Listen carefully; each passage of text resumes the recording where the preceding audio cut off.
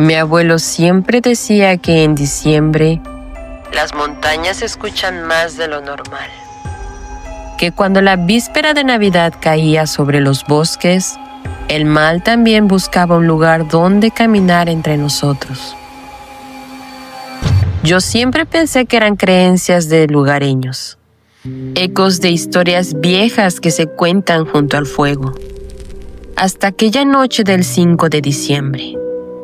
Tenía 16 años, y como cada invierno pasábamos las festividades en la pequeña aldea de mis abuelos, al norte de Suiza.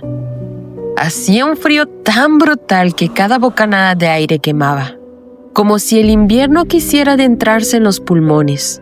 Aún así, el pueblo vibraba en el ambiente festivo. Ese día se celebraba la Krampuslauf, el desfile de máscaras demoníacas que se había vuelto tradición y que yo siempre había visto como un simple folclore, nada más. Mis padres nos dejaron a mis hermanos y a mí disfrutar solos del festival. Todo eran risas, mejillas rojas por el frío, botas hundiéndose en la nieve fresca y manos temblorosas sosteniendo vasos de chocolate caliente. Entre la música, los gritos y el humo que salía de los puestos de comida, tomé mi cámara. Comencé a fotografiar todas las máscaras que pasaban corriendo, pero hubo una que me heló la sangre. En cada foto, esa máscara, una figura con cuernos torcidos, ojos hundidos y una sonrisa demasiado ancha, parecía siempre mirar directamente hacia mí. No importaba desde qué ángulo tomara la foto, siempre estaba allí, posando. Sentí un escalofrío que me recorrió la espalda, pero intenté ignorarlo. Quizás era una coincidencia. Eso me repetí para no perder el control. Seguimos en el festival hasta que el reloj marcó la medianoche. Mi teléfono sonó. Era mi abuelo. Oscar, es hora de regresar a casa. Recuerda que las ánimas buscan a las presas cuando la noche cae.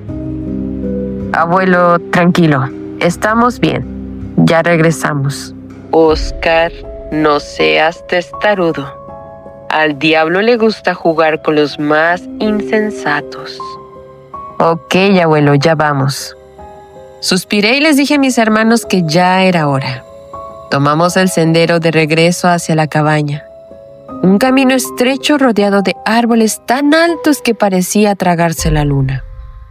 Avanzamos entre risas, cuando de pronto, entre la maleza, escuchamos pisadas. Como si algo enorme caminara siguiendo exactamente nuestros pasos. Nos detuvimos. Y entonces, a lo lejos entre la neblina, alguien susurró mi nombre. Oscar. Oscar.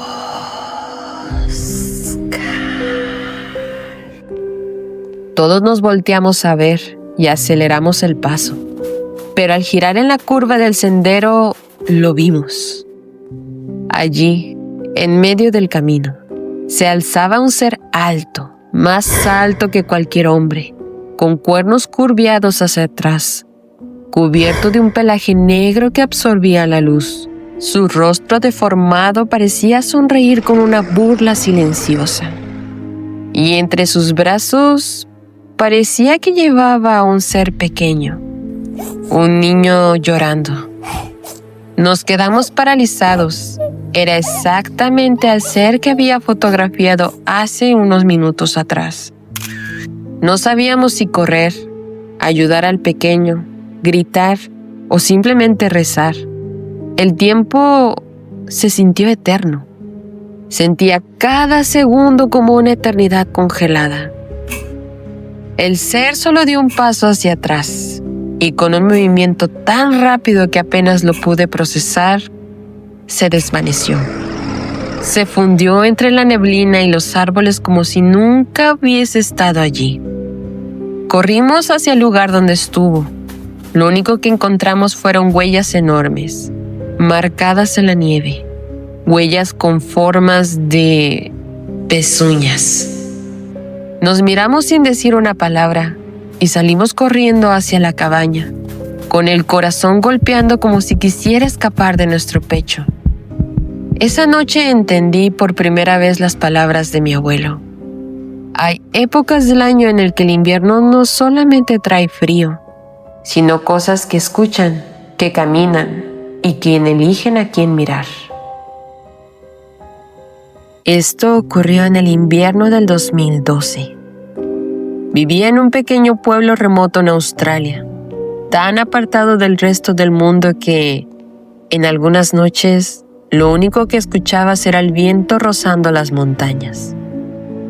Mi departamento era diminuto, pero tenía algo especial. Un balcón que miraba directamente hacia un bosque interminable de pinos. Por las mañanas ese paisaje parecía sacado de una postal, pero en las noches era otra historia. Esa noche en peculiar algo me arrancó de golpe el sueño. No sabía exactamente qué, un sonido, una sensación o algo más profundo, pero desperté con el corazón agitado, como si ya supiera que algo no andaba bien en el ambiente. En mis sueños había visto un ser imposible, un humanoide de aspecto retorcido, mitad hombre, mitad animal, con un pelaje oscuro que absorbía la luz. En el sueño se colocaba justo enfrente de mi ventana, esperando, paciente, inmóvil, mirándome como si yo fuera la pieza que le faltaba. Y lo más extraño es que en el sueño yo me levantaba, abría la puerta corrediza y comenzaba a caminar hacia él, como si una mano invisible me empujara hacia lo inevitable. En ese instante, justo cuando en el sueño estaba a punto de tocarlo, abrí los ojos. Las sombras de mi habitación parecían más densas de lo normal. Miré el reloj. Las 3 a.m. El sonido volvió, un golpeteo suave pero intencional desde la ventana. Y entonces pude verlo. Allí estaba el ser de mis sueños, pero ahora completamente real. Ojos hundidos y brillantes, como si guardaran siglos de oscuridad. Pies de cabra presionando la nieve. Dientes largos, afilados, asomados entre una mueca que no era una sonrisa, pero tampoco una amenaza.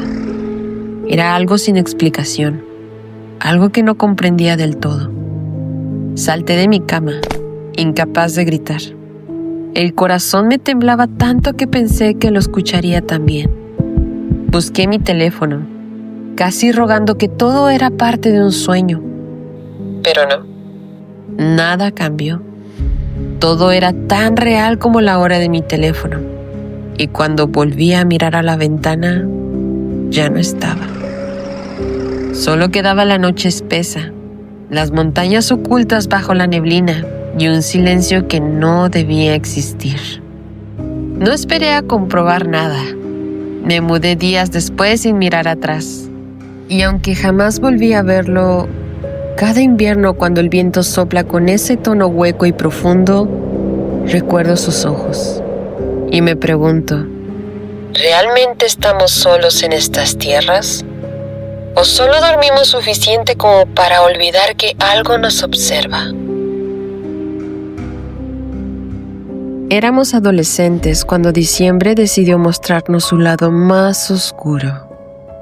Mis padres habían salido a una cena con amigos y nos dejaron una misión que en ese momento sonaba perfecta. Adornar la casa para Navidad. Casa sola, pizza, películas, dulces. La noche prometía ser memorable, pero nunca de la forma que imaginamos. Terminamos de adornar cerca de la medianoche. La sala brillaba con las luces cálidas. El olor a pino artificial se mezclaba con el aroma del chocolate que habíamos dejado enfriar. Todo parecía sacado de un comercial navideño. Decidimos subir a nuestra habitación, acurrucarnos entre cobijas y ver películas hasta quedarnos dormidas. Pero alrededor de las 2 de la mañana, un golpe estremeció la casa. Un golpe fuerte, como si algo hubiera caído con fuerza en la sala. Mi hermana, medio dormida y fastidiada, gritó: «Mina, deja de hacer desastre», porque no era la primera vez que nuestra gata tiraba el árbol de Navidad. Pero antes de terminar la oración, de entre la ropa tirada en el piso salió nuestra gata, Mina, mirándonos con cara de absoluto desconcierto. El frío que sentimos en ese momento no vino del invierno. Nos levantamos despacio, empujadas más por la inquietud que por el valor, y caminamos de puntitas hacia la escalera. Apenas asomamos la cabeza hacia la sala, y entonces lo vimos. Un ser parado, inmóvil, observando cada rincón de la casa como si buscara algo. Su silueta era completamente negra, tan oscura que parecía absorber las luces navideñas. La espalda rígida, los brazos demasiado largos para ser humanos. Algo colgaba de ellos, como un tipo de pelaje grueso. Parecía llevar un traje hecho de piel animal. Pero no era un traje, era parte de él. Su cabello largo y desalineado caía hacia adelante como una cortina, y sus pies no eran pies, eran pezuñas. Mi mente trataba de encontrarle forma al rostro, pero era imposible. Donde debería haber ojos, solo había sombra. Donde debería haber boca, un vacío sin contorno. Pero el miedo que sentimos, ese no necesitaba rostro. Nos congeló, nos redujo a un susurro. Nos tapamos la boca para evitar cualquier sonido y retorcimos paso a paso hasta nuestra habitación. Cerramos la puerta sin hacer ruido, como si nuestra vida dependiera de ello. No nos movimos, no respiramos profundo. No dijimos ni una sola palabra hasta que escuchamos la llave girar de la puerta principal. Cuando nuestros padres entraron, corrimos hacia ellos entre lágrimas, contando todo con voces entrecortadas. Mi papá revisó cada rincón, pensando que alguien había entrado a robar, pero no había puertas forzadas, ni ventanas abiertas, ni nada fuera del lugar. Nada, excepto algo que nunca podré olvidar. Bajo el árbol de Navidad, entre las luces y las cajas envueltas, había mechones de pelo grueso, oscuro, casi azabache, como si algo muy grande se hubiera enganchado allí. Hasta hoy, mi hermana y yo no sabemos exactamente qué vimos aquella noche. Pero sí sabemos esto: no todo lo que se mueve en diciembre trae espíritu navideño. Algunas cosas solo vienen a recordar que la oscuridad también celebra. ¿Y tú? ¿Has visto algo en vísperas navideñas que no te atreves a contar en voz alta?